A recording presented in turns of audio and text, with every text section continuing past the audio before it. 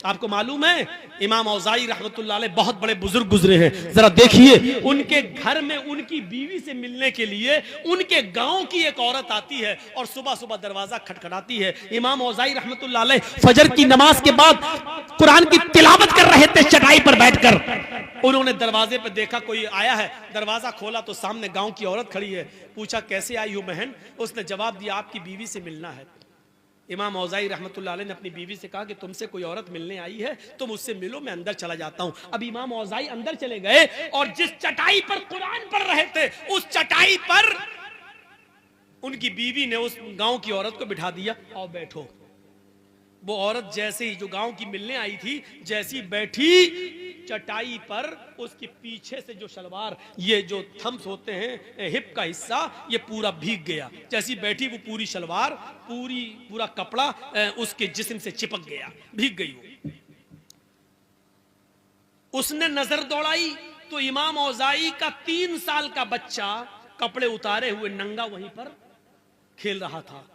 उस औरत ने क्या समझा कि अभी इस बच्चे ने यहां पेशाब कर दिया है। देखिए बच्चा नंगा हो, कपड़ा ना हो और ये बैठी हो पूरा भीग गई, तो इसने क्या कहा इमाम औज़ाई की बीवी से, तुम्हें शर्म नहीं आती? तुमने मुझे इस चटाई पे बिठा दिया जहां तुम्हारे बच्चे ने पेशाब किया है। देखिए पेशाब पूरा मेरे कपड़े में भर गया, अब जाकर मैं नहाऊं और कपड़ा धुलूं। बच्चा 3 साल का है, अब तो इसका पेशाब भी पाक नहीं रहा कि छींटा मार के पाक हो जाए, अब तो धुलना पड़ेगा। सर्दियों के इन दिनों में चटाई पे बिठा दिया।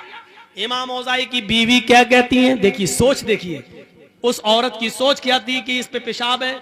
इमाम औज़ाई की बीवी कहती है पेशाब नहीं है मेरी बहन, तुम शौक से इस पर बैठी रहो, तुम्हें डरने की कोई जरूरत नहीं। वो कहती है कि मैं कैसे मान लूं ये पेशाब नहीं है? कोई लोटा नहीं रखा, पानी का कोई जग नहीं है, कोई गिलास नहीं है कि यहाँ पानी गिरा हुआ हो। ये बच्चा आपके कपड़े उतारे हुए, मुझे तो यही अंदेशा कि इस बच्चे का पेशाब होगा। इमाम औज़ाई की बीवी कहती है कि ये मैं आपको जमानत देती हूं कि ये पेशाब नहीं है।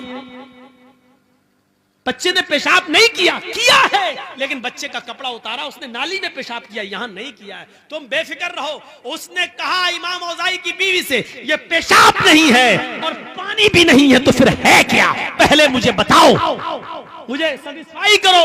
इमाम औज़ाई की बीवी कहती है जब तुम मान नहीं रही है तो अब मुझे तुझे बताना पड़ रहा है कि ये क्या है। सुन, जब तू नहीं मान रही है तो सुन, मेरे शौहर फजर की नमाज पढ़ के आते हैं और इसी चटाई पर बैठकर कुरान की तिलावत करते हैं। कुरान पढ़ने के बाद फिर वो अपने रब से अपने गुनाहों की माफी मांगते हैं और तौबा करते हैं। इतनी तौबा करते हैं, इतना रोते हैं अपने रब के सामने कि उनके